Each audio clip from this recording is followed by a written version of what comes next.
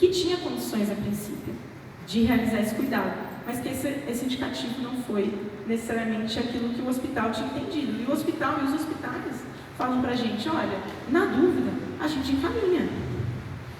Na dúvida, a gente precisa se resguardar.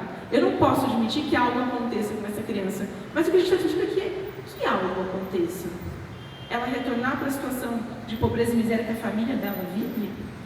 Será que o problema é a criança retornar? Ou a gente está falando do problema que é famílias que vivem em condição de pobreza e miséria nessa e muitas cidades do nosso país? Próximo slide, por favor. Então a gente está fazendo uma disputa entre esses laudos e a gente também está sobrepondo os direitos da mulher e da família versus o direito das crianças. Vou concluir. Ou versus o direito das crianças. Como é que a gente vai poder produzir isso? Será que a gente consegue produzir essa reflexão? Próximo slide, por favor.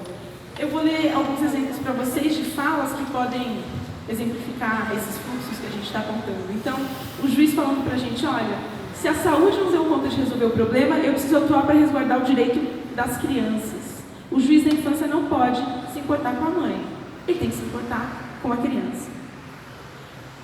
Dentro dos processos, dentro desses fluxos, o juiz autoriza a visita da mãe, mas a visita da mãe não é um direito, não é um pressuposto, não é um a priori. Como é que você autoriza o direito à mãe? Suspendo a amamentação. A gente vê suspensão da amamentação para o melhor interesse da criança, porque afinal aquela mãe não vai poder ficar com aquela criança.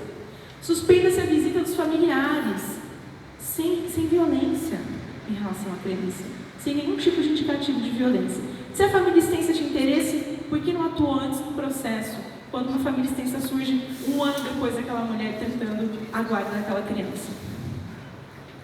Então a gente vai falar de uma lógica de atuação que coloca no serviço social do hospital, evitar que algo pior aconteça efetivamente com a criança. E qual que é esse algo pior?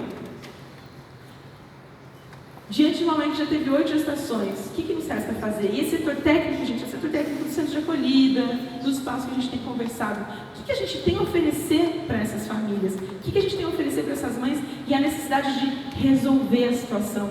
Não é a maquiadura que resolve, não é a separação que resolve, é cuidar da desigualdade social, é distribuir renda, é gerar acesso, é vaga em creche, é cuidados com essa família de maneira geral, que vão resolver essa situação. Pode ir para o próximo. Pode ir para o próximo. Pode mais um.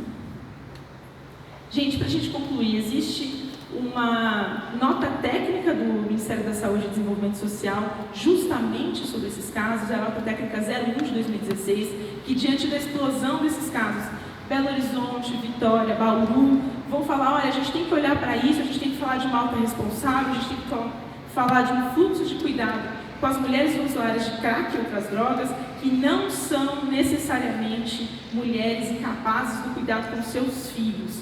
A gente tem que falar do fato de que a maternidade e a família são portas de saída para a drogadição para as mulheres, um fato que não necessariamente se repete na drogadição masculina. A gente tem que falar de produção de vínculos e laços no início da vida, é benéfico para a mãe e para o bebê. Mesmo que daí a alguns meses aquilo não se perpetue, gente, a gente está falando de uma produção saudável dos primeiros vínculos da criança com a mãe, que vai permitir que essa criança se vincule com outras pessoas no futuro, que ela se vincule potencialmente com uma mãe adotante. A gente está impedindo essa criança da capacidade de produção de vínculos, quando a gente separa dessa maneira a criança da sua mãe. A gente tem que falar da visibilização de fluxos, de encaminhamento de serviços e judiciais que ignoram as potencialidades das mães das famílias. Ou, gente, uma das argumentações que a gente vê constantemente é, diante da falta de política pública, diante da falta de outras coisas, a gente vai escolher pelo encaminhamento da judicialização. E desde quando isso, enfim, muda os direitos constitucionais dessa mãe, dessa família. Bom, essas reflexões eu já fiz com vocês sobre como que a gente normaliza, moraliza, como é que as pessoas têm que ser